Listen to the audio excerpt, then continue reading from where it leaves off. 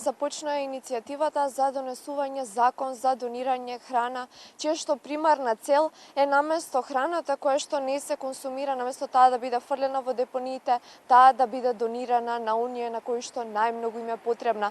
Токму на оваа тема денеска јас разговарам со председателот на Ајде Македонија, Асоцијацијата за чиста животна средина, која што е иницијатор на ова законска иницијатива со господинот Блажи Јосифовски. Господине Јосифовски, добре дојдовте во ова информативно издание на телевизија Нова.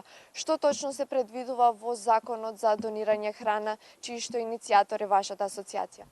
Па овој закон кој што ќе го инициираме, кој што сакаме понатака да прерасне, буквално да дојде до гласање до пратениците во понатамешниот период, е да ги намали количините на храна, безбедна храна за конзумирање која завршува на депониите, да ги нахрани сите тие гладни и да намали големото негативно влијание врз животната средина која што оваа храна го предизвикува со тоа што емитува стакленички гасови при низедното распаѓање.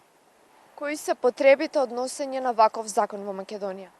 Па потребите се тие 10.000 граѓани во Македонија кои се гладни. Од друга страна има некоја нелогичност, па дека имаме илјадници тони храна која што ја фрламе, при што ние сметаме дека организациите кои што имаат потреба оваа храна да ја донираат и граѓаните кои што треба да ја примат, треба да им се овозможи еден легален пат тоа да го прават и да им се олесни да се поттикне тоа да го прават. Како донесувањето на овој закон ќе го ублажи проблемот со сиромаштијата? Па едно од главните потреби на човекот е да биде нахранен во текот на денот за да може да мисли на другите работи.